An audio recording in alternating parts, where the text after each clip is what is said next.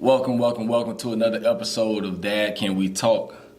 I'm your host, Anthony Ray, and this is episode 114 of Dad Can We Talk? And man, y'all, I am pushing it, man. I got a lot of interviews coming up. I done had one on Friday, and now today is Sunday, and I'm with another one, but I'm ready for it. I am up for it. I'm just trying to keep it pushing, man. You know, I got a lot that I'm trying to do within the next few months, so y'all be on the lookout. Y'all continue to stay tuned because I got some great interviews coming up for y'all, especially when it comes to this Gainesville community, man. I'm in talks with a few guys that's supposed to be coming on the podcast, so y'all stay tuned. I got some good ones coming up for y'all.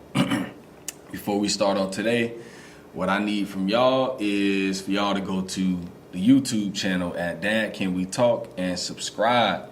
I promise y'all, man, that's the best and most effective way to help me right now. If you want to support me and help me, monetary stuff is always good. You know, always looking to upgrade my equipment. But if you really want to help me, just subscribe to the YouTube channel. That's the greatest way to help the podcast. Go to YouTube, type in Dad Can We Talk. Guarantee it's going to pop up as soon as you put it in. Hit subscribe, boom, we in there. Y'all be on the lookout. I got an announcement that I'll be making sometime next month. I'm pretty excited about a few things that I have coming up later this year. I haven't spoken on a few things yet, but I got some pretty cool stuff coming up, man. Some opportunities, some doors have been opening, so you know I'm trying to stay focused. Like I always say, y'all continue to pray for me, man. There's a lot up against me.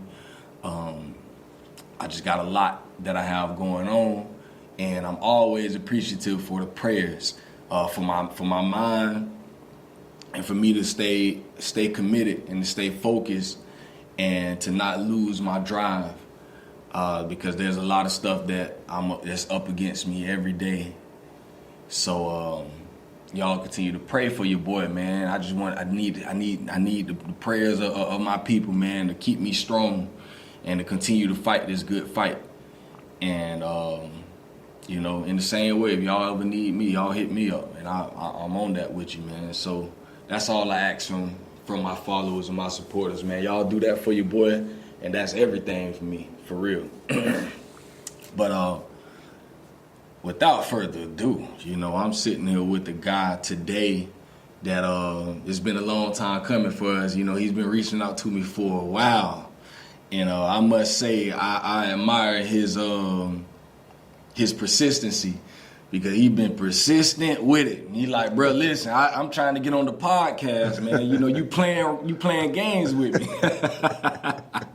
And I ran into him back in May, and what was that? I was at the. I think we was at the dads thing, that thing, yeah. The All Pro Dad event. Yeah, All Pro Dads, yeah, the Gators thing. At the Gator practice facility, and he came up behind me and said, man, what's up, man? What's going on? And, you know, we sat and we talked, and I'm like, man, you know what? I gotta carve out some space for bro on the podcast, because, you know, like I say, he's been persistent.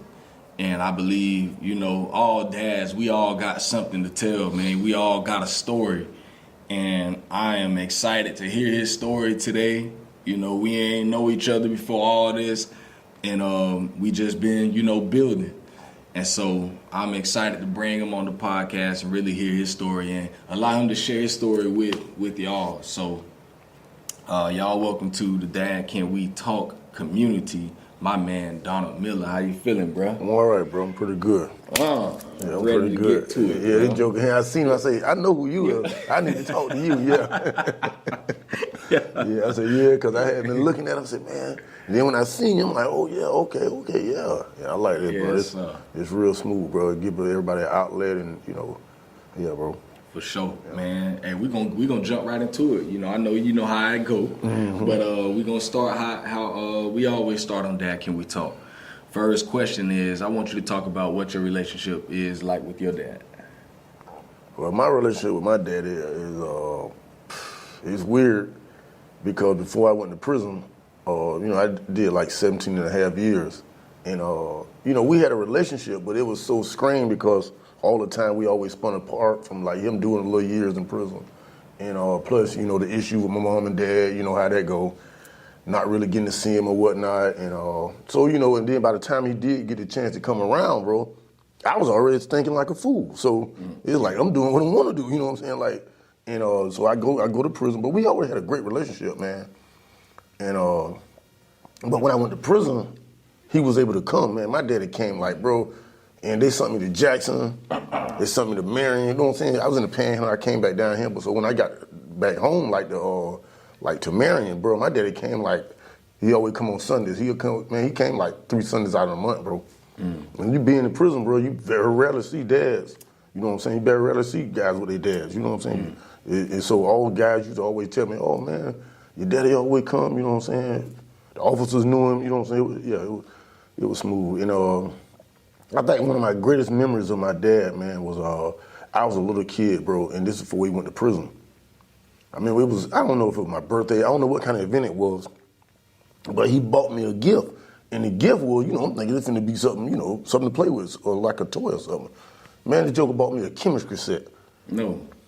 And when he bought me the chemistry set, I knew what it was, because I seen him on TV. I'm like, well, damn, my daddy think I'm smart. He think I can be somebody. Yeah. I'll never forget that. That was just so, and man, this was about 85, 86, bro. That was a long time ago, you know what I'm saying? So I just knew then that my daddy always believed in me, but through the lack of contact with my dad, that, like I should have had, I never really get to, really build that early on bond with my dad like that. So, yeah, so. What was it like coming up in that time, growing up in the 80s and stuff? I know it's, that's something that I do a lot of studying on that time period, just looking at all the different things on how the black community was affected a lot, in them 70s and 80s with the crack and all that stuff coming in, What was it like growing up in that time for you as a child? Well, growing up in the 80s, man, I'm from Williston, Florida, you know what I'm saying? I've been in Williston all my life. I moved over here after prison. But shout out to Williston. Yeah, 318, you know what it is, Red Devils. So, but growing up over it's country, bro. And so, my town's still divided by railroad tracks. It's, so growing up like that, bro, you was taught certain stuff early on. Real close family, like, you know what I'm saying? We always, back then, everybody had family reunions, bro. You seen them T-shirts with the trees on them everywhere, you know what I'm saying? Everybody was together. Yeah. So it was just, we had the music, but you still had a sense of moral in the black community. There's still a real lot of morals in the black community back then. When I grew up, like, bro, like it's just certain stuff you didn't do. Like I'm telling you, like, dude, when we were growing up, you can't even walk down the road with a doggone, like a Coca-Cola or a Pepsi. Oh, you a kid, man, you better not have that. That was like drinking a damn beer. So it's crazy, but yeah, bro, it was real. We still had our family, you know what I'm saying, structures then. We still had it. I think it's almost about out of there now, but we still had it back then, bro. We still had it back then. Like I said, it was just everything was family orientated. Stuff was a lot more safer then for us. People used to fight or whatnot, but for us, a gunshot that was rare. But that ain't rare no more. For real. So man, it was just pretty cool. Growing up with I was raised with my 2 older cousins. They were born in 73. I was born in 80. So, you know what I'm saying? Like I said, they were way older than me, but that's who raised me. That's who I was around, and plus my older uncles. So, man, it was all about going to work, having some money in your pocket. That's what it was about. It was just about, having, not getting in trouble. That's always, but... Yeah, it was all right. I used to hate coming back from Tampa, though, boy. I hated coming back from Tampa. I'd be like, no, man, why my mama raised me down here? But Tampa just had so much more stuff. Bro, we didn't even have a public swimming pool in Williston. Yeah. Like, you know what I'm saying? We had to jump people's yards and go on people's house, you know what I'm saying? Or go to the motel. Yeah. Yeah, bro. Or go to the doggone lime rock pits and stuff like that. But we ain't, like I said, it was crazy, yeah, bro. But it was fun, man. It was fun, bro. We had some fun, bro. If we ain't do nothing but jump fences and go chase people hogs, all type of stuff, man. We were countries all outdoors, bro. So, you know, bro, we would make some fun, bro. It's funny, I took my kids through my old neighborhood earlier this week. We was out east, and I'm like, man, you know, I took them over by Metcalf Elementary, where I went to school, and then showed them, you know, Howard Bishop. I was just telling them all these stories about how I used to walk home from school and go to my uncle's house who lived around the corner, and showing them the way I used to walk home, took them through the hood, and, you know, just telling them about all the differences, you know, from how it looked today to what it was back then. And just telling them all these things, all the people I used to hang out with, you know, they've met some of my friends from back then. And I'm like, yeah, you know, this was me and so-and-so used to live right here.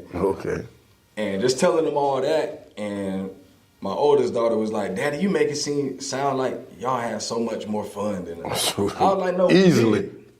And I'm like, you know, y'all act like y'all don't know how to go outside and have fun. You know what I'm saying? You know, I tell you to go outside and y'all act like y'all don't know what to do. Yeah. But I'm like, me and my friends, I played video games too. But that was rare. If somebody would come to that door, that video off, we gone. What? We might play that for a little while, but boy, we gone. You know what I'm saying? It just totally. If you was in the house back then, you done did something. You done did something you had no business. That's what it was. You know what I'm saying? You was in trouble. Yeah. You in trouble. You know, and it was, you know, my mom used to have to make us come inside. You know, come inside. You know, we outside all day. Yeah.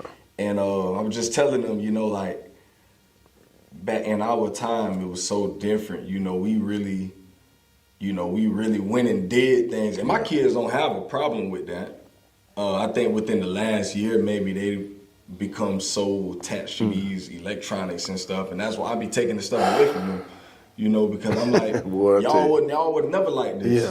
You know, until like a year ago. All of a sudden now, y'all always talking about playing a video game or being on a computer and all that. And they know I ain't raised my kids like that. You know, because I never wanted my kids to feel like they don't know how to go outside and go play hide and seek or something. You know, like go and play tag, do something outside, go ride the bike, get on your skates. And that's something that we grew up doing. Yeah, we grew up doing that. And I would also say, bro, like, if we had, like, YouTube growing up, like, it'll be a way more bunch more millionaires and well-developed people from our communities, bro, because we actually had the ideas, we just didn't have the support, or we didn't have the know-how in the community. Like I always tell people, like, you know, oh, well, why you didn't? Well, first of all, I didn't grow up around no lawyers. I didn't grow up around no senators. I didn't grow up around no congressmen. I didn't grow up around no judges. So I don't know that's what, you know what I'm saying? We're not seeing that. I did grow up with some characters out there. Everybody I grew up with wasn't bad, but it's like we didn't have that sense of direct where you can go be here. You know, everything is about sports. If it ain't sports for a band, if it ain't about sports, can you behind to the service. That was it. That was your only two options. That was it. That was straight up. That was straight up. You know, like, you know, hey man, that you know, that was it. And, you know.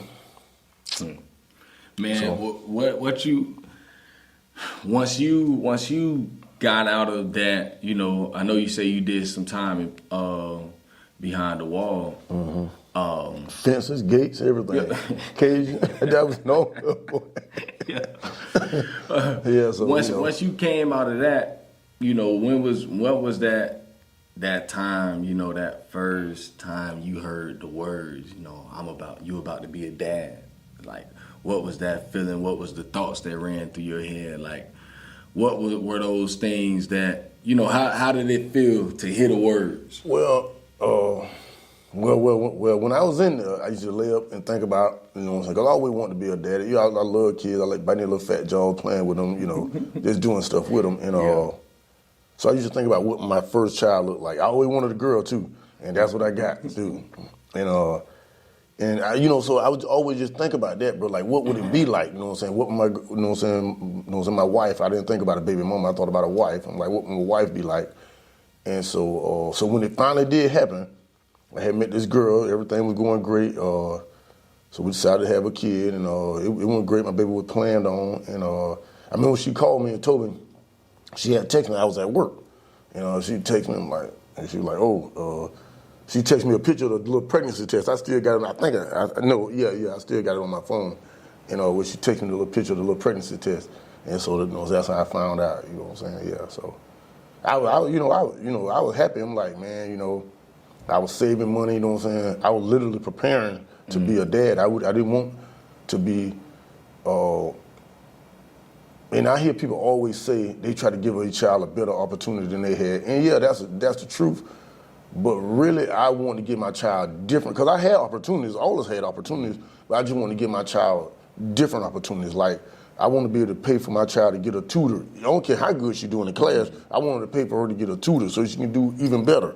I want to be able to send her on little trips and stuff. I don't want her to just be confined to like where she's at. I want her to be able to move around and stuff like that. So, see the world, see different things. So I would rather invest in that. And my friends and my cousin be like, oh man, well, what if she's good in sports? What if she's good in this? I'm like, well, yeah, that's fine, but the fact of the matter is how many female sports she's gonna actually go through and make real money out of it. Like I told the dude, you look at the girls that play basketball, you look in the WNBA, you look in Levy County, Lodgeway County, and Marion County. Is there any girl in there from those? You know what I'm saying? And I'm not saying they don't have the talent. It's just that's you know what I'm saying. They're not there. So I would want to rather invest in my child, even if it's a boy or a girl. I would want to invest in something that's actually obtainable. Like you know what I'm saying, more probable. Yeah. And so that's why I was saving my money. You know what I'm saying? Everybody, oh man, you cheap. No, I'm just responsible with money. I don't buy foolishness. I don't buy crazy stuff. I do stuff that I need to do. And like I said, because I can't just think for myself anymore. I have I got my nephews. I got my little my nieces. I call them my nieces. They my little cousins, but my little nieces. I got anything come up with them. I feel good about being able to be there and do something about it. Yeah. So. And that's so true what you say. If you really look at this area, if you look at the NBA wise, yeah, we could probably count on both hands. You got Vernon Maxwell, yeah, Orion Green played, yeah, a little while. You got Trey, man, today. Yeah, but little homeboy, Darius Days. Darius Days, that sounds. Yeah, the one that played for LSU. Darius Days, that name sounds. No, so he's from Raleigh. You know what I'm saying? Raleigh, okay. Williston area, yeah. So he in the league. That's about 5, and then if you think we would have had, I think Dante Anderson would have made it out, but like there's some cities where you can just name them all. Yeah, name them all. Yeah, rattle them all. Yeah, rattle them all. It ain't really. I ain't gonna say it's not attainable, but it is because it is. Yeah, but it's not probable. It ain't very probable. Yeah, it's not probable, yeah. So, and that's on the NBA side. Mm-hmm. So, on the WNBA side, there's even less teams and even less opportunities. Less opportunity, yeah. So, it's even less probable for a woman from this area to make it to that place. So, it's like, and that's what I always tell my kids. I don't too much care much about you playing sports like that. Of course, I love sports. Yeah. But that's leisure. Sports are leisure. Yeah. A lot of people don't understand, especially our people, they don't understand that. They try to get the child to save the damn community through. No, man, teach him how to read and write. He can be a lawyer. He can save. He don't say, listen, he can be work for an NBA player. Yeah, then you can work for an NBA player. Man, what the dude name, man, that got all them people, he their agent, bro. But you never heard about this before. Like, man, what the dude, Sexton. Sexton, like all the coaches and stuff, he their agent. Like a bunch of coaches, a bunch of players, here's their agents. His name's something Sexton. So anyway, he's like, but you don't hear about going in all these black athletes. Why don't we, excuse me, you know what I'm saying, have a doggone or man, what they call it? Basically like a facility where you go learn how to do this. And be a sports agent. Like, that's really attainable because there's so many athletes out there. You got a great chance of doing that. Great chance. All you got to do is have some doggone people skills and don't treat people out their money. Yeah. That's all you got to do. Shoot, physical therapy. Yeah, stuff like that. And it's just so, but like, man, so like right now I'm like I say, I'm a single dad. I fought for custody of my daughter. And I didn't, when I say I fought for custody, I didn't fight to take my daughter away from the mother.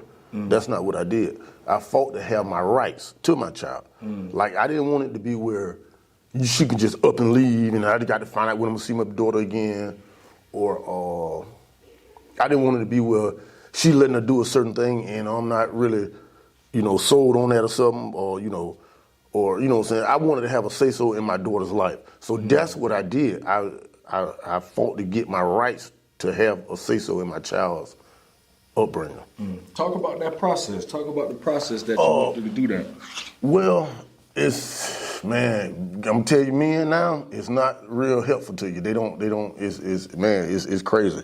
But, and I know you heard I just say I got full rights to my child, I got full custody. But originally what happened was, me and my old lady, we ended up splitting up. And she just stopped communicating, bro. She just, you know what I'm saying? So she hit me back up, you know what I'm saying? And then we started seeing each other again, because I always wanted to have a family. So I didn't want to just be done with her. She was pregnant with my child. And so she told me what the little stuff she was gonna need. She was about 5 months pregnant. She would tell me all the little stuff she needed. Man, I went and spent like $2,000. I went and got the stuff. You know what I'm saying? Bro, that was the last day I heard from her for 14 months. Dang. So that means if she was 5 months pregnant then, my daughter was already born. Bro, I stayed in Oak Glade. She stayed right around the corner between Phoenix and Gainesville Place on that little back dirt road right there. You know where that house was? They don't tore it down now. But she stayed right there. Bro, she stayed there for 14 months and I didn't see my daughter. Right there, if she would call the police, tell the people I'm harassing her, tell the people I'm going by the house, I had to go by there. That's how I go to work. I'm not going to go all the way around back on, you know what I'm saying, dog 121 that way about dog McDonald's and all that. I just cut around there by the cows and go out that way. So yeah, bro, she was lying on me, bro. She even said I did stuff to the kids, bro. And she, because she had 2 daughters as well. I loved those little girls, still do, But I called and I found me a lawyer because I had got into some more stuff too, some more legal trouble, criminal. And I'm like, man, I got to get a lawyer. Like it's because if I go back to jail, I'm facing a life sentence again. You know what I'm saying? So it ain't like I'm just going to do a weekend. They're going to give me probably about 10 and up. You know what I'm saying? Yeah. Because my case still open. They'll open it back to a life sentence. So yeah, man, I called a lawyer. I ended up getting her, and I'm gonna give her a shout out, man. She was great. Her name Katie Gleason. Oh man, she was great, bro. She did wonders, bro. She really helped me out, bro. Oh, she do a great job. So I filed to get my rights. Okay, so what it is, a lot of guys don't know that in the state of Florida, if you are not married to a woman and y'all get a baby together, you have 0 rights. 0. I don't care if you're on a birth certificate. I don't care if you're paying child support. That does not give you rights. What gives you rights is when you have to file a petition to the court to have your paternal rights established. And the judge actually got to hit the gavel to do that. Like I don't think there's no other way, and I'm pretty sure there's no other way to do that other than having the judge hit the gavel. So you guys that's having issues with not seeing their kids, you're going to have to take her to court. That's just, and I see all these guys that, they have money, they have all this other stuff, but they don't have access to their kids. She wasn't really expensive, but it cost her some money, but, I think these guys, guys got that type of money that, and then you get a little payment plan or whatever you need to do, you know what I'm saying? But you get your rights to your kids. And so my daughter was 14 months old before I ever laid eyes on her. And man, she was, like I say, bro, I was blown away. And like I say, she just fought the battle the whole way. So once I did get my rights established, we first went to mediation. She didn't want to cooperate in the mediation. She didn't want to do nothing. She lied all the stuff, and she just the same. I think they got a doggone booklet on what to say and how to try to keep a man away from their child, but. I think they passed around at the crab platter table. So they no, I'm serious, bro. That's why I call them crab platter eaters. So anyway, I'm talking about women that do that. I'm not talking about all sisters. I'm just talking about women that do that. So, but man, so when I did get to see my daughter, it was after the judge made it mandatory that I get to see my daughter. And then once we did go back to court, I had a trial. So once she didn't cooperate in the mediation, the only thing she was going for was that I wanted to establish my that I was the actual father, and I didn't do that because I didn't believe I was the dad. I did that because that eliminated a tactic of her to take the child and say, the baby really not his. I ain't sure if it's his or not, and I don't want him to get attached. So that's why I filed for the DNA test. I knew the baby was mine. I didn't have no question about that, but I did that to eliminate that from her being able to say the baby was not mine and keep the baby away from me any longer.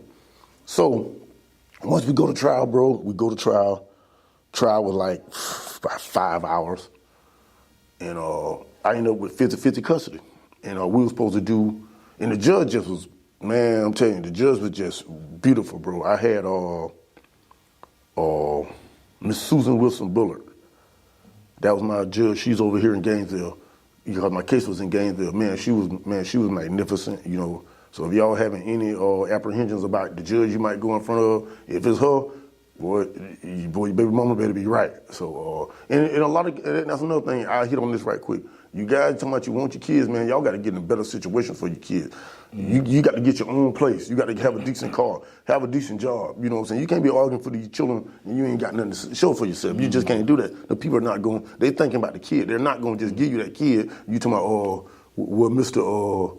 Miller, where you work at? Right now, you know what I'm saying? I'm just, no, that man don't want to hear that. He want to say, hey, I work here. I've been here this amount of years. Well, I've been here. This is what I do. I have my place. I have this. So now the people feel, okay, well, you can send these children over to this man. He ain't staying with no chick or nothing like this. Or if you is staying with a chick or if you is married or something, try to get your own stuff so then you'll be able to get your rights to your kids, man. So anyway, after I had it's a lot of more stuff in between that too, bro, but I just ain't mentioning it because for the sake of time. But so once the judge established that I was the father, she ordered that we had 50-50 custody and that it was going to be on a parenting plan because they don't call it custody anymore, they call it time sharing. Yeah. Parent get 2 weekends a month. And so after the judge did that, she ordered that that's another thing, she ordered that I first start seeing the baby. She wouldn't give me, I initiated to the judge. I'm like, ma'am, I've never seen this baby. I can't just get this baby and just go with this baby. I would think about my child. I wouldn't think about how I feel. I would think about my child. This would not be comfortable for my child. She didn't know me, bro. She was 14 months old. She didn't know me. So I was like, well, Your Honor, I think it'd be best if I, get her and, start getting her, start seeing her, you know what I'm saying? You know what I'm saying? So she created a little way I could start seeing the baby, go to the library, to go to a park and stuff like that. And all that worked good. But I was so petrified of my baby mama, not scared for physical harm from her to me. It was about she would lie. And they know those lies are very damaging, bro. Man, the girl said I did stuff to her sexually to her daughters and she actually had her daughters examining, bro, knowing the whole time she was lying. To me personally, I think they should have locked her behind up. Me personally, because you done turned into the doggone molester or whatever. Because you had no reason to do that, bro. That's sick. So anyway, bro. So I started getting my little visits, and she was bucking on me with my visits, bro. She was like, you know what I'm saying? I'm talking, and it was court order. But as I got the visits, what really my main thing was, bro, getting a bond with my daughter, bro. She looked just like me. She was a beautiful little baby. She looked like her mama too, but she looked more like me. And she was just a beautiful little baby, funny little baby, love to laugh, love to play. And so as I was building up with her, bro, bro, one day, my daughter screamed, yelled on a pickup from Target on Archer Road all the way to over there where I stay at Old Glade, bro. I'm talking about she screamed, bro. That was so hard to deal with, bro. That hurt it so bad, bro, because I knew why she was doing it. It was her mother's fault for me not having a bond with my child already. You know what I'm saying? So anyway, so back to it. So once I had started doing the Target thing with the pickups, she didn't want to do that. So she started getting belligerent, getting crazy out there in the parking lot. So I'm like, well, let's go in Target. She didn't want to go in Target because there's cameras in there, because she wanted to continue to be able to lie and say this happened. And so the police started getting called too many times. I'm like, hey, man, listen, this is, I'm on paper. Like, listen, come on, God dog. And so I said, well, I tell you what, we finna start going to the police station, GPD. Boy, she went to acting funny then, so because she couldn't show out, not inside the police station. And I wouldn't let her go outside. We ain't finna meet up outside because you might do something like that. Let's go inside with these people in here. So after that, bro, I was supposed to go pick my daughter up on, I think, like a Tuesday. And man, I went to Messenger on a little parenting app. She didn't respond. I'm like, well, hey, I'm supposed to get the baby. Where you at? Blah, blah, blah. No response. Bro, she had left the state. She had left the state. She left the state. It was June the 2nd last year. So I just posted something on my Facebook about my first year, with my daughter with full custody. Because June the 2nd, she left. So I called my lawyer. They filed an emergency pickup order. An emergency pickup order means they don't care where you at with the baby, who got the baby. They're going to get the baby and take the baby and bring the baby to me. But they could never find her, bro. It took me 2 weeks to get an officer because I was only the dad, they said. And she was with her mom. She was safe, they said. But I didn't feel she was safe because I knew if she did that, she's capable of more stuff. Anybody who does that, they're capable of more stuff. And now we've been seeing it out now, man, how these girls just doing this stuff to these kids, bro. It's horrible. So I was, at the whole time, I was so afraid that she was gonna do something. I thought, I didn't know she was gonna have the mentality of, oh, well, I can't have them.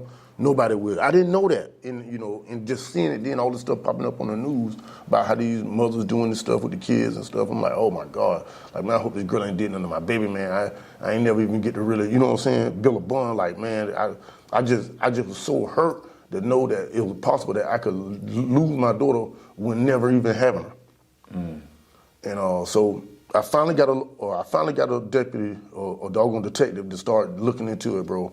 Like I say, man, they would give me to run around like hell. I even went to the police station. The lady told me, oh, sir, what's wrong? I said, ma'am, I told her about my case. I took the paperwork and showed her my paperwork that I supposed to, that I have rights to my child. And then I also took the paperwork from the hearing about, when she ran off with the baby. So they were like, oh, well, sir, you need to calm down. I said, hold on, ma'am. Don't you ever tell me to calm down about my child. If I was a doggone white woman, you would have gave me a cup of coffee and a blanket. Don't tell me that. This is my child. And she was like, oh, so another lady came out and helped me. And so that's how I ended up meeting the other guy that started being the lead detective in my case. So basically, she had flew out to Texas, bro. Well, not flew out, but she had drove out there with my daughter and her other two daughters.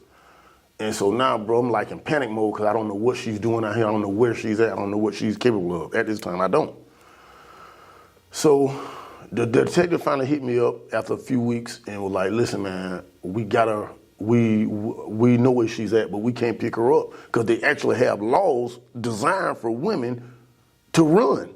Like, it's a law in the Florida Rules of Procedure right now that says, hey, if you feel that the man might hurt you or the kids, or you want to say that, you can leave and you won't be held accountable because he has rights to his kids. You won't be held accountable for that. You can just do it. It's actually on the books. That's crazy, ain't it? You couldn't even think that. That's crazy, bro. That's crazy. And when I'm looking up, like, and see, the only thing saved me with that, okay, so they got these places that women can go, and when they get in there, the police can't get no information. Like, if they go to the front desk, they don't have to tell them who they are. Yeah, bro. Yeah, bro. So, so she went to one of them. So the police used to have to wait till she come out. So so what they did was they finally caught up with a pattern, and they, you know what I'm saying, and they found her through her like a little GPS or through her dog Google account. Yeah. Because I mean, what happened was, so when she ran off and they finally got her, she answered a subpoena to come to court, and she went court via Zoom, but she was in Texas. And so the judge was like, hey, ma'am, where are you at? Where are you? And she would never tell her. And she was like, well, hey, what is your Gmail account? I'm like, what's she asking that for? She didn't ask her phone number. But I don't know, because, you know, I don't know about no doggone cell phone like that. She was going to get that location through that Gmail. Mm. And that's how they found my daughter. So, so once they found her, they notified me, and I had like a matter of like 48 hours to get out there to Texas. Now, what if I'd have been broke, bro? What if I ain't have nothing? What if I couldn't just pay for a plane ticket and flew out there? You know what I'm saying? Mm-hmm. You know, what if I would have did that? You know, what if I wouldn't have had that to do, or, you know, been able to do that? So they told me either you come out here within 48 hours or your daughter's going to the foster care in Texas. Now keep in mind, they don't have no family member in Texas. She don't know nobody in Texas. Nothing's out here. She went out there to that women's shelter. So my daughter's gonna go to foster care in Texas. Her daughter's going to foster care in Texas. Come on, foster care for girls? Come on, bro. Why would you put them kids in that? So that's when I really lost it, bro. I'm like, man, this girl don't care nothing about this baby. If she rather leave these kids with, because they wanted the family to come get them, she wouldn't allow the family to come get them. It's just that I had rights to my child, so I was able to fly out there and get my child. So I flew out to Texas, bro, and got my child before that 48-hour period, and I came back and brought my baby home, bro. My baby, when she was 16 months old, bro, at that time, she was 16 pounds. Shoot. Yeah, bro. So, yeah. So, yeah. Like, nah, that's real, though. Yeah, bro. So, unbelievable, bro. You know, I'm dealing with stuff now. Like, you know, people still feel that her mother should have her. Like, they feel like, oh, you know, she's supposed to have her mom. She deserves her mom. I'm like, okay, her mama right here in Gainesville. She ain't seen her or called her in a year. She's right here. I went and got the girl out of jail. When they took her to jail, bro, I went and got her out. I never thought I'd be sitting in the state attorney's office. Me in the state attorney's office? Hell no. But I couldn't think about me. I had to think about my daughter. And at that time, my daughter had never even spent a night with me. So I needed, and seeing how my baby was responding, I needed to get some comfortability to my child. And that was getting her mother out of jail. So I went down to the state attorney's office, bro. I'm like, hey, ma'am, I had sought with Miss Pamela Gordon. I think she was one of the lead states. Which, you know what I'm saying? She one of the top ones out there. So I'm like, hey, ma'am, when you plan on letting my baby mama out? She was like, oh, well, it's probably going to be after the holidays she'll go to court. Keep in mind, bro, this was July. I say, holidays? Ain't no holiday coming. I say, man, what holiday you thinking about? She was like, you know, after, you know, Thanksgiving or something. I'm like, oh, no, man, no. I need my daughter mama out so my daughter can have her some doggone familiarity now. I'd say, no, that's, you know what I'm saying, no, that's not, you know, no. Like, it's up to me because I know how the law works. I'm the victim, so you can't tell me what I want to do to somebody who did something to me. I'm the victim. So I was like, ma'am, if you could have a sooner court date. So we came up with, so she came up with her a plea agreement. I was like, yeah, okay, I'm fine with that. So they ended up giving her, you know what I'm saying, some probation and stuff, you know what I'm saying? Because what she did was, when a parent takes a child, when there's a existing court order that's interfering with the custody of a minor, okay, and I think that's like a first degree misdemeanor. But what she did was, when she went out of state, that if you commit an offense in the state of Florida and you go out of state and you still doing the same thing, that gives you a federal offense. So now it's kidnapping. So she had that to worry about too. But, you know, I wasn't really trying to press the issue on the ball about the kidnapping and all that, which that's what she did. But so anyway, so they end up giving her a court date, bro. They end up letting her out, bro, and she still ain't called. Still ain't tried to see the baby yet. So, dang. So, you know, so all this mothers, you know, oh, she the mama, she ain't acting like it, so what you want me to do? What you want me to do? She ain't acting like it, so. And see, I see a lot of stuff about moms and how a dad can leave and a dad can do all of these things, but a mom will always sacrifice and a mom will always love. And I hear all that stuff. But if that was the case, they wouldn't have the drop box for these little babies and stuff at the shelters and stuff like that. And they wouldn't have found these little babies in little ditches or in the dumpsters, or like the lady down there in Polk County left the baby. It was like 50-something degrees. She left the baby out in the ditch. Mm-hmm. You know what I'm saying? So if that was the case, they just like to talk. They just be talking, man. The women can do exactly what they want to do too. They just, thank God we have a lot of good mothers that stick with their kids, through the lack of some fathers being participating or whatever, so thank God for those women that do. With the podcast, I always talk about changing the narrative. Mm-hmm.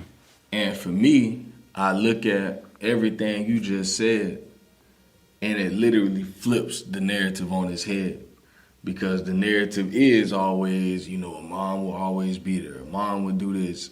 And, when I see that type of stuff, I'm always, most of the time I don't comment on none of that stuff. Because I don't be wanting to argue with people. Yeah. But I'm like, man, the same way my wife loved my children, I do too. Just as much. I do too. This is the only way I can live on is through them. So why would y'all think I don't? Well, actually, I do know where it come from, bro. Like I said, when I was in prison, I started learning how to do legal research. So when I started dealing with this issue, I learned where this custody issue just started with like the last 100 years. It was before. It was a father. The child was 100% the father's. Yeah, and this lady by the name of Catherine Barton, in the late 1800s, started where women started getting the kids instead of the men. Because like in the countries other than America, when you have a child, that child is your heir. It's still that way in here, but it's not perceived that way here. But in other countries, that child is your heir. So when you have a son and a daughter, the daughter would be the prince, and the son would be, the son would be the prince, and the daughter would be the princess. So their positions come from the father. And it's just in America, you know what I'm saying? Like, yeah, so that's when I did research all about it, man. I started researching, listening to YouTube stuff about doggone parental alienation. That's what it's called when the parents keep the other parent away. And let's just be honest, it's more than likely the mother keeping the kid away from the dad. And, that's just really it. That's what the numbers show. And that's realistic. And dads really don't have position to keep a kid away from the mom because the mom already had the baby in the first place. So, yeah, man, I think it is time to really flip that narrative, bro. And you got to realize, bro, I've been trying to get, like we talking about, I'm trying to get I got my daughter. Oh, that's another thing, bro. So when I get my daughter, bro, I got to put her in daycare because I got to work. So I'm like, oh my God, what am I gonna do? Thank God I had my mom and them and my aunts, you know what I'm saying? And over in Williston, but I live in Gainesville, bro. My baby ain't had none of her shots or nothing, bro. Damn. She ain't had no shots or nothing, bro. So luckily my job was there for me, you know what I'm saying? They worked me with, they worked me with that, like I said, bro, so that was like I say like almost close to 2 months that my daughter that I was really like having to drive from work and drive to Williston to get my daughter. Then my mom, oh, you ain't got to come over here. Why I want to see my baby. Why you don't think I want to come in here? Like, come on, really, y'all just crazy with this. They just don't feel like you said. The narrative is we don't care about the kids like the mama do. That's crazy. That's crazy. That's crazy. That's ridiculous, man. That's crazy. That's crazy. Like, but they say it. So so yeah, bro, that narrative really need to be changed. And I'm working on something now, man, and it's about really dads initiating their rights to their kids. Like, man, get yourself together and get your rights to your kids. And that's what I'm saying. Like I say, it ain't been easy, but it ain't been harder than what they been talking about. How they try to make you think. Man, I love having my daughter, bro. Like I love when I go pick up from daycare. She running, daddy, daddy, daddy. She a little. No matter how long you date them been. Yeah, oh yeah, man. See them bro, listen, bro. I be on the job singing little songs about her. Yeah, bro. Because I call her Mama Cake and I call her the Guppy. You know, I just be riding around singing little songs about my daughter, man. And you know, like I say, and I've actually had people, close family, come out and basically say, hey, you need to give her back. You need to give her back to her mom. You shouldn't have her. You know, she need to be with her mom. I'm like, why you think that? Like, you see all I'm doing for this child. You see the baby way better. She happier. She done picked up her weight. Now she like 30 pounds. So, okay, so bro, she was born at like 6 pounds, 11 ounces. So that's almost 7 pounds. And from birth to 16 months, she wasn't number 16 pounds.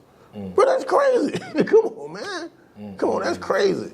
And for anybody asking, oh, you must have knew this when you got up, no, I didn't. She wasn't acting like that. She wasn't doing none of that. She wasn't doing none of that. The girl wasn't doing nothing like to make me think she would deprive the kids. Well, not deprive the kids, but you know what I'm saying, basically like basically be neglecting them like that. Because, you know, she moved in with me and I had her 2 daughters and then she was pregnant with my daughter. So I was be able to be there and bro, bro, she literally was upset that me and the kid were building the barn. She didn't want that because she wanted to keep overall power over the kids.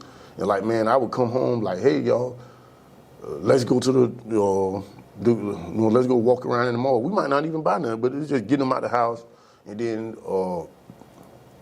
Mr. Donald, let's go to the Dollar Tree. You know, we'll go to the Dollar Tree, get them little stuff, you know, just little stuff with them, man. And they had never had that before. I was like the only dad figure they had ever really. And then that's another thing that made me start evaluating everything. I'm looking like, and then, bro, you see some guys, they'll start dating a girl and be like, oh, you already don't see the daddy in the picture. What the hell you think she gonna do to you? Why this dude in the picture? Do you ever try to talk to him? Like, say, hey, cuz, why you never come see your son, or why you never come see your daughter? What's up with that?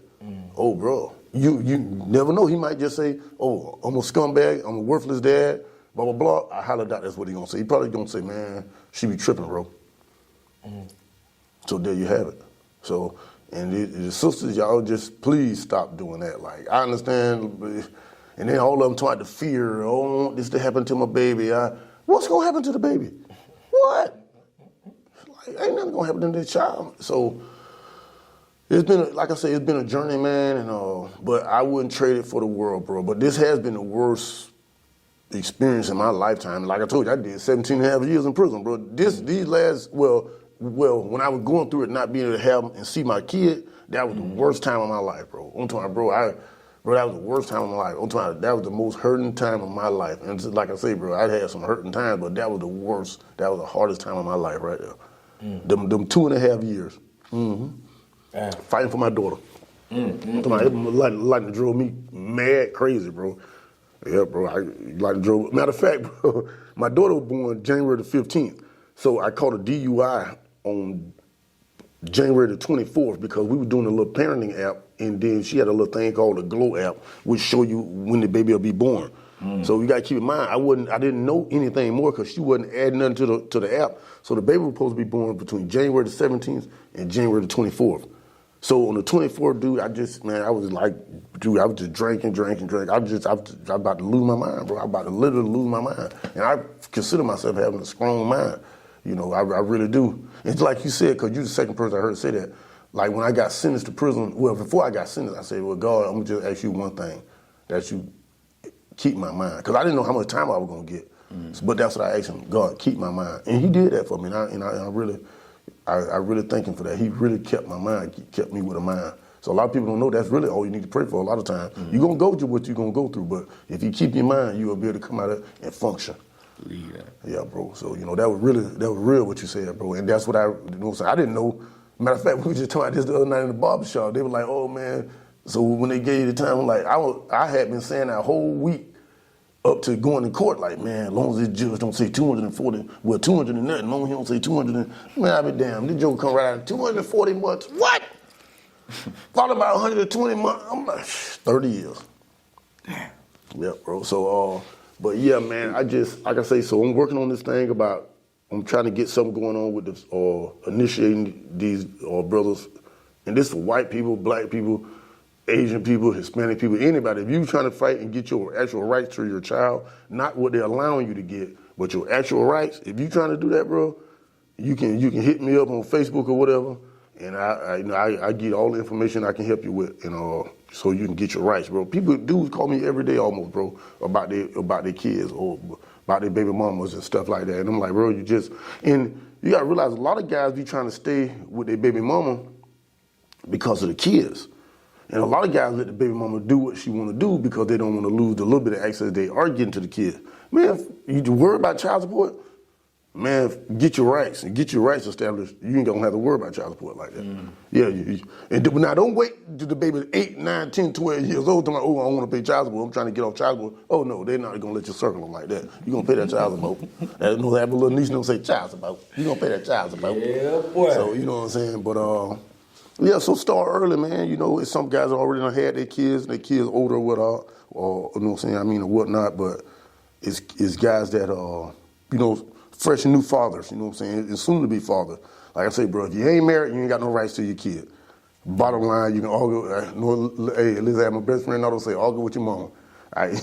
You know what I'm saying? You ain't got no right to the kid, baby, bro. If you ain't married, you ain't got no rights to that kid in the state of Florida. Pretty much a lot of most states too, but I'm just talking about the state of Florida. So, right. Man, you ever heard of the chick Love Dorsey? I heard of it. Bro, Love Dorsey, one of the best out there. You got Crimson Cure. They killed my uncle. They killed Kevin Samuels. They killed him. You know what I'm saying?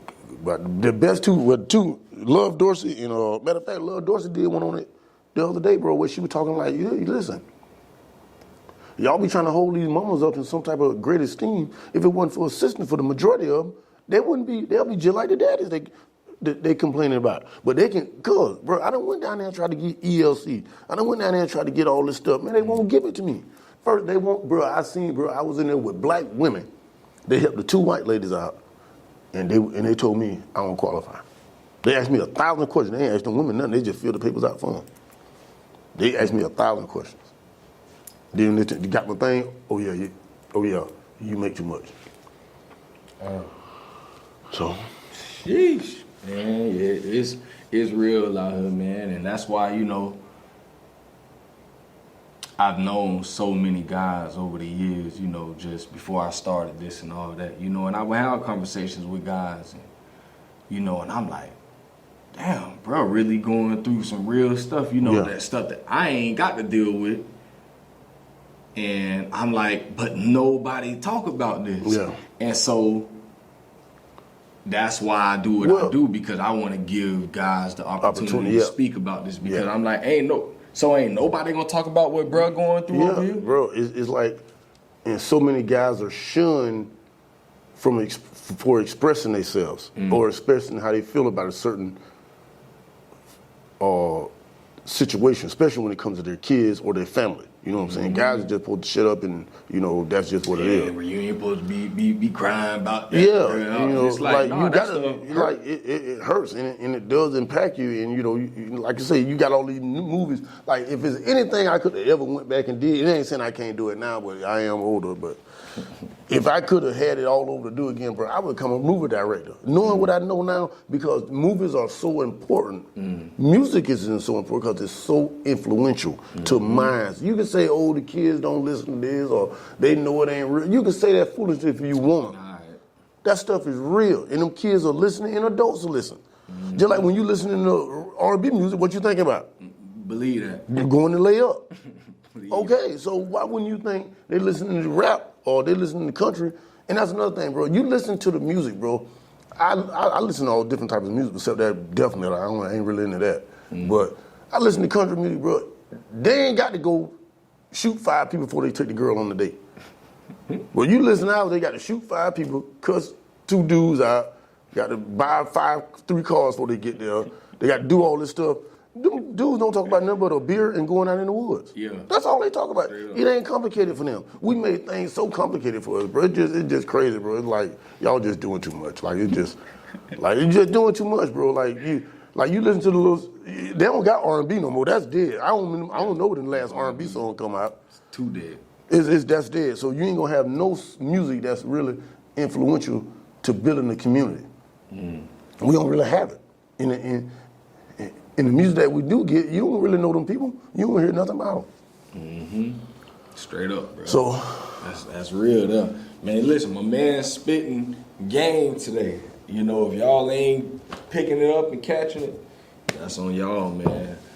But I had a few more questions for you, man. I want you to talk about what's it been like in the last, you say you had her for about a year now.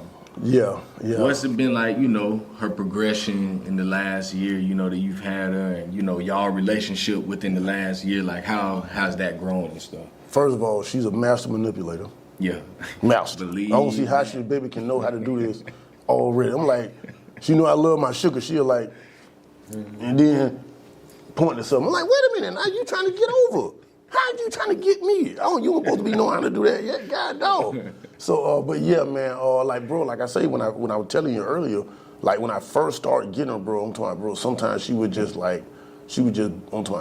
historically, hysterically cry, just like shouting. She got a very large voice. She got a very great voice, and she would just be so, matter of fact, bro, another thing, this is one of the breaking points for her mom.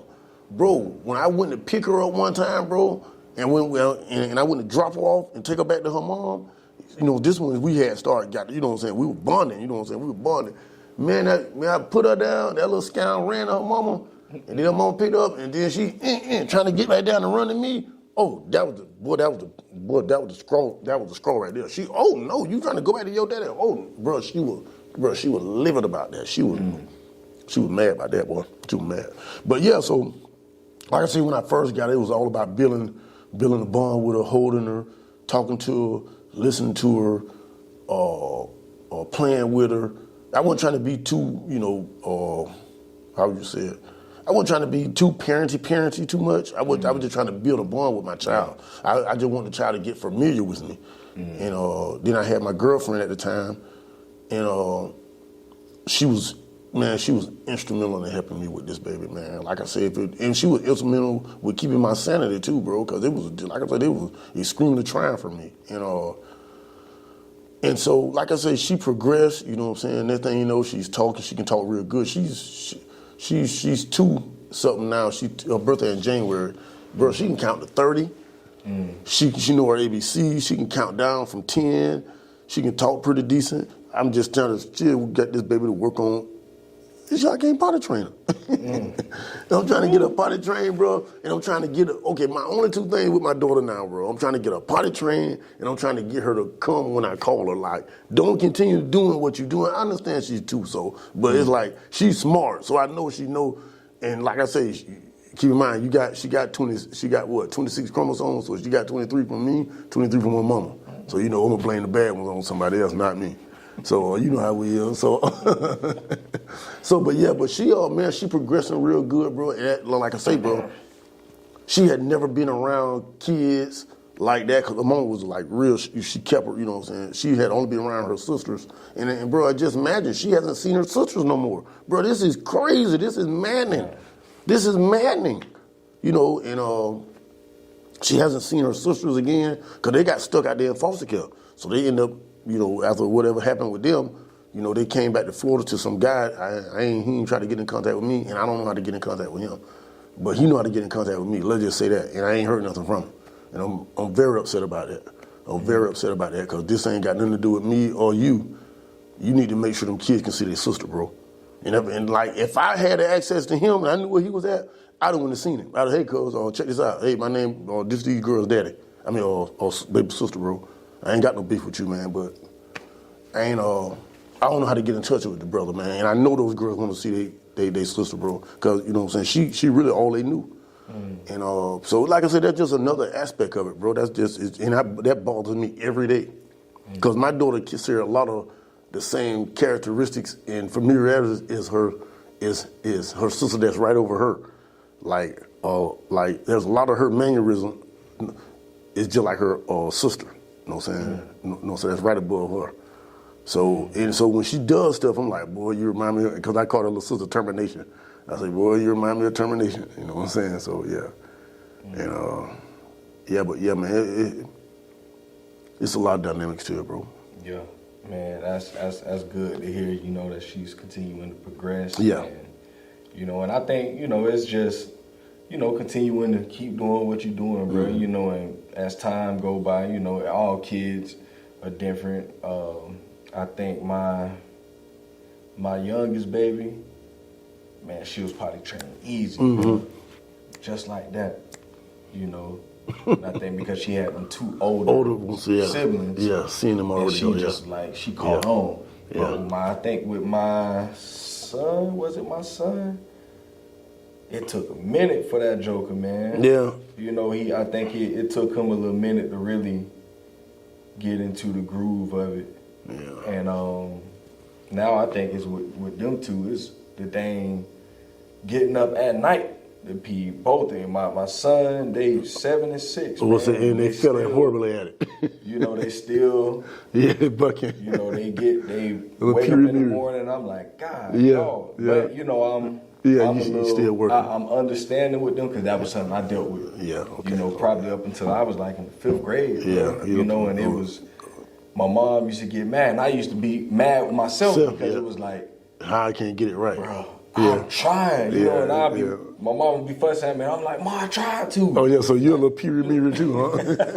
I'll be calling my daughter period mirror. I be trying to get up, and so I try not to be too, dig into them. But I do, hey, listen, y'all got to get up, man. I'm tired of watching these sheets. I'm tired of watching the covers, But I know all kids are different. I don't want to say, well, your sister did it. Yeah, everybody different. Everybody different. Everybody different. So I my encouragement to you is keep doing what you're doing, man. Love that baby and continue to, just throw little things out there. And them kids are smart, bro. I don't care what nobody says. Smart, Kids don't understand. No, kids understand a lot, bro. And I think we shortchange them a lot of times, and say, oh, they young, they don't really understand. Nah, them kids can get it, a lot. Yeah, they can get it. So we just got to stay on top of them.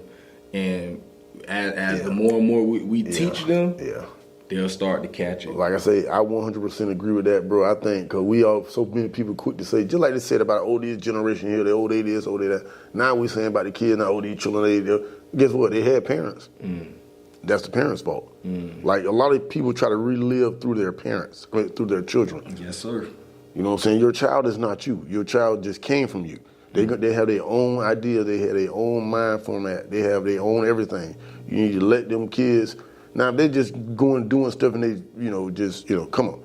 Like me, I'm 5'6". Why would I think I'm gonna dunk 50 basketball? That's probably not gonna happen. You know what I'm saying? And I'm talking about, Daddy, I'm a dunk, son. Or you need to get back in the, whatever you were doing. But you need to leave that basketball goal alone. You know what I'm saying? Just come on, let's be realistic with our kids. Let's let our kids do what's good for them, that's gonna benefit them in the long run, but stay realistic with them. Don't limit them, but don't, and I don't know a word for this, but don't try to make them think they can do something they ain't got no business doing. Like it is a reason why we are limited. We are human. We only can do but so much. So when it comes to these kids, man, it's just, and I hear kids all the time, man, like when I talk to them, they say they don't have nobody to talk to. They don't have nobody to listen to them. I'm like, well, wait a minute. What you mean you don't have nobody to talk to? And, a lot of kids don't talk to their parents, and I try to get parents to understand your kid is not your friend. That is your responsibility. Straight up. And a lot of people, like especially in our community, my baby gonna take care of me. No, your job is to take care of them. That child don't get you. That you had that child. That child, that child is your responsibility. That's not your damn meal ticket. Straight up. That's your responsibility. Yeah, of course they'll probably throw you something, but that's not why you need to make them do this certain stuff. You know what I'm saying? Like I say, like my little nephew, he's, kid 12 years old, bro. Kid, like, I don't know how tall he is, but he way taller than me, bro. He don't look like a 12-year-old. He like about 16, 17. And everybody automatically assume, or everybody automatically throw one thing at him. What is that? Basketball. Yep. And I'm like, but I know what my nephew like. He loved them little race cars. And matter of fact, I took him to the bull riding show last night. Ocala, now he thinking, I said, hey boy, don't get no rope trying to rope my little baby. Talking about you practicing, talking about you finna get you a steer. And no, don't you get rope my little baby. And it just, Because your mind is still developing. People keep forgetting that. Your mind is still developing when you're young. Like me, my first thing I wanted to be was a lawyer. My homeboy had got sent to prison for, back in the days, out there, out there in the game. I said, oh, I'm gonna become a lawyer. I'm gonna get Pony Boy out. You know what I'm saying? That's just what I was thinking, you know what I'm saying? But that was but I didn't have nobody to support me in that. If I told somebody that, you would have told me, get you, stop being crazy. But that was something that was obtainable. Now me going to being a worldwide star athlete, that's probably not what's gonna happen. But they'll push that. But I told them I want to be a lawyer. Oh, boy, get you. You know what I'm saying? I was talking with this white guy some years ago at my church, and he asked me one day, I forgot what we were talking about, but we were having a conversation about expectations and all of these things, and I was telling him what y'all don't understand at times when it comes to our community. I'm like, college isn't no, that's not realistic. Ain't really a thing for us. I'm like, my mom didn't go to college. That's right. My dad didn't. It ain't that it's not realistic, but it's not. If you ain't see it. Yeah, it's not taught to you. That's not something that's. Well, let's just put it like this. It really wasn't really a priority. Like with me when I got kicked out of school. You need to give me. But at the end of the day, when I got kicked out of school, when people say don't bring your black ass back up here, Mama said, hey, go to work. She didn't say, well, oh son, or go to the crate mill, or you go find your job. She didn't say, well, and that's another thing about our community, bro. We don't pass nothing on to our kids. We'll sit there and run our kids off when we talking about business. Them other people don't do that. They have little Timmy, little Johnny, little Sarah, all of them be talking about the family business. Yep. We don't do that. So then when stuff get lost and we ain't got it no more, or we done had to sell it to the people done come and bought it from up on us, we sitting there looking like squirrels. Like, oh, how that happened? Because you didn't tell your son or your grandson how you get this land and how to keep this land. You didn't tell them that. Don't nobody know who land it in, who name it in. We don't know nothing. Y'all just talking about, get out grown people's mouth. Them WPs, they don't do that. Straight up. They don't do that. They say, hey, come here. Like when I went to school, like I said, when in high school, and dude, the white dudes used to get so mad at us, and we used to tell them, dude, we ain't getting nothing passed down to us. Straight up. Like, we ain't nothing to get. Like, we ain't go, so what we got? Yo, oh man, we had to work for, dude, work, your mom and them still went and bought you, they helped you. We don't, like that's not really normal. Like people that had cars in my age range, that was rare. That was not nothing, that was rare, bro. You know what I'm saying? And I remember, man, going to school, bro, because I ended up getting kicked out of school about racial rioting. It was about the Tupac stuff and all that in the rebel flag. It was just crazy stuff. But it was always a double standard. Like these guys coming in with brand new trucks, big tires, loud pipes, guns in their racks. Man, we get a Regal and put some 20s on it. I mean, not back then, put some 30s on it, you going to jail. They gonna have a dog to the school, get your box Chevy or Cutlass or something, they gonna bring that dog up there. How do these people get to do this, but we can't? But when we get our little stuff, here come the dogs. That's just stuff I always, you know what I'm saying, I always picked up on. I noticed stuff like that. You know what I'm saying? That's called discrimination. That's called, like I say, it's just, bro, we're not given the same opportunities as everybody else. You know what I'm saying? We're just in and it's not in our community like that. It's not, it's just, like now because it's so much more information, it's a lot better if you really was a single kid out here trying to go do something on you. It's a lot better, but we didn't have that. We didn't have internet in our YouTube, bro. We didn't have that. We didn't have that, cuz we just didn't. So now, and so if we ain't getting nothing passed down to us, like no trades, like I say, what I was saying earlier, I used to go work with my uncles now. That was like in the watermelons, clearing land, stuff like that. But you know, that's what it was. And but you know, them, man, like I say, bro, we just didn't pass the information. We dropping the baton. Our parents dropped the baton. Their parents dropped the baton. It's been a whole lot of baton dropping. Straight up. And then we started wondering why we still behind, because those people over there aren't dropping the baton. They're not dropping it. They're not letting little Timmy not know how the family business works. Straight up. They're not doing that. That's to them, that's crazy, and it should be to us too, but we ain't doing it. Like, man, there's so much stuff in the community that we done lost after that one generation because they didn't transfer the knowledge. That's what happened. They didn't transfer it. They say, get out of this grown folk business. Get out of here. That's what they said. They said, boy, sit on down and shut them out and shut up and listen to us so we can tell you how to make sure this stuff keep going after we gone. Because we going to leave him. They didn't do that. Straight up, bro. Man, if you could sit down like you and I are doing right now, man, and talk with the 18-year-old version of Donald, what would you say to him? If you could give him one piece of advice, just one thing, knowing everything that you know right now, what would you say to him? First thing I'm gonna say to you, we probably have to go a little bit further than 18 because I was already a fool by then. But but no, really, it went wrong way before then, bro. Being honest, like at 18, I know what you're trying to say, like, but at 18, it's so much more that happens before that age, in those foundational build-up years before 18. Because 18, boy, it's a lot of stuff can happen to you. You might not be able to buy no cigarette, but they can give you 40. You see what I'm saying? So, listen, they can give you 35, 40 years of life sentence, but you can't buy no cigarettes or play no lottery ticket. So I would say, but if I had to tell my younger self something, I would tell my younger self, I'll never forget, bro, I was finna run away one time and I was gonna go to the boys' youth ranch or whatever that thing called. Yeah. Because I just wanted to give myself the opportunity to do what I wanted to do, what I believed in myself that I could do. I just wanted to give myself an actual opportunity. So if I had to tell myself something then, it would be just, man, just go do you. That's what they say now. They should have had that phrase back then.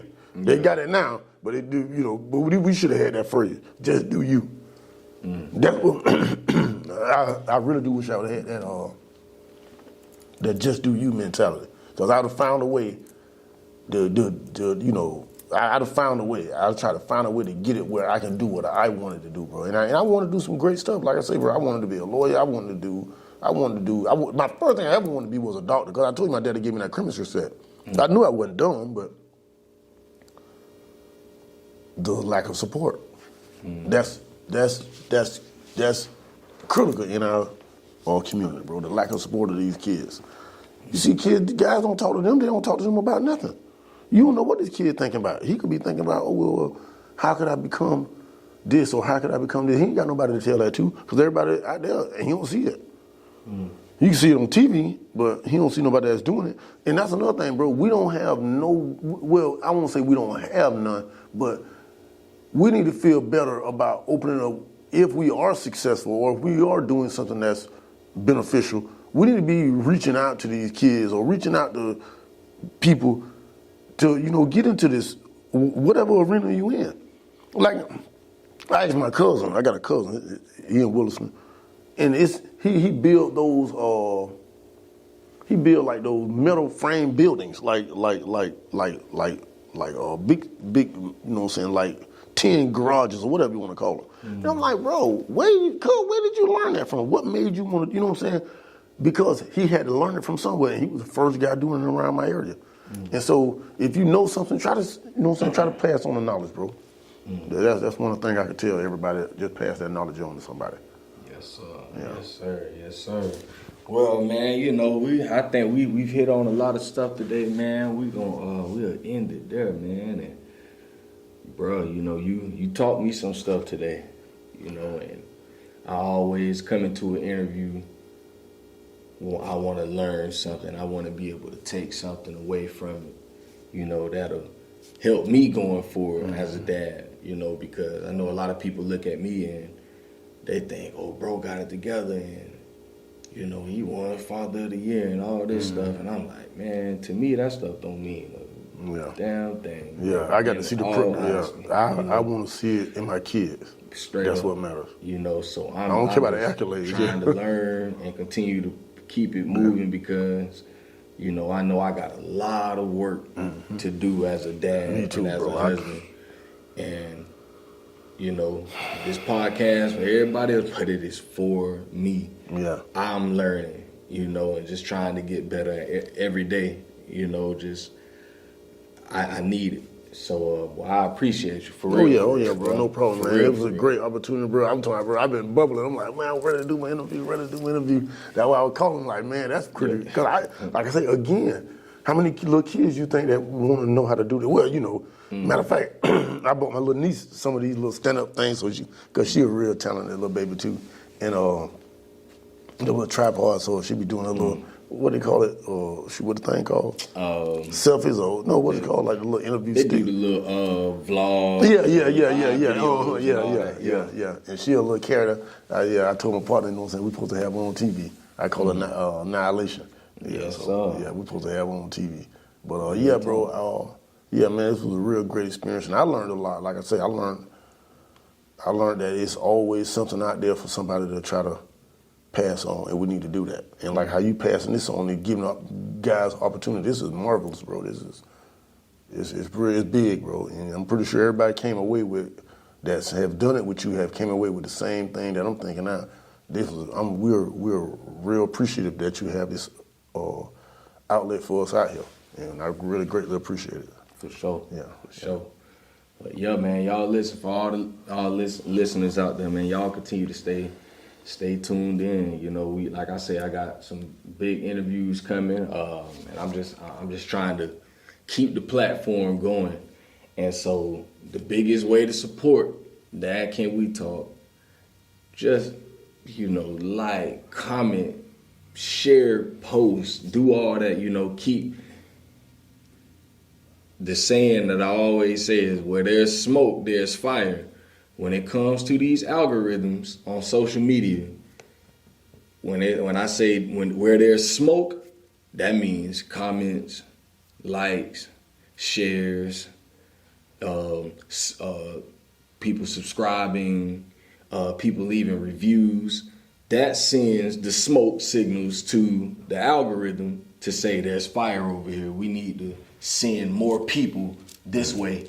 You know, so the more and more they see these things happening, now they're gonna put more eyes on it. They're gonna put it in front of more eyes. Mm-hmm. You know, so I ain't got the money like that, like the big time people, the celebrities and all that, to push marketing and all that. I ain't got all that. You know, so I'm working with what I have. And so all I have is my word to be able to talk to my people and say, man, I just need y'all help. And that's all I got. You know, so I'm gonna work with what I have and just continue to keep it pushing. So if y'all want to help, that's the way to help. Y'all stay tuned in, and I'll be back in a few weeks. I'll be with my man Jamal out of Washington, D.C. Met this guy up at the Washington, D.C. trip, the safety patrol trip. Yeah, when you went with your daughter, yeah. So he was our tour guide, and a real cool dude, man, black guy. He was super cool, man. One of the other dads on the trip told him about my podcast. So he came to me and was like, I heard you got a podcast. I'm like, yeah, I do. Yeah, well, and, you know about this in Washington? But yeah, man. So that's cool. I like that. We sat and we chopped it up, and I say, man, when I get home, I'm gonna text you, man. We'll set something up, bro. So he'll be my next interview. So y'all be looking forward to that. Gonna have a great conversation with him, and we're gonna continue to talk fatherhood and family. That's what we do here at Dad Can We Talk. So y'all continue to keep your boy lifted up, man. Keep them prayers up there, and love all y'all, man, for real. So we gonna head out. It's Dad Can We Talk, episode 113. 14. Y'all, I'm so behind on all my episodes. I just did an episode 12 on my Men Can We Talk podcast, so I'm all lost, man. So, I didn't even know you had that. Yeah. I'm gonna have to share the link with you. Okay. But yeah, so that's it for episode 114 of Dad Can We Talk, and we out of here.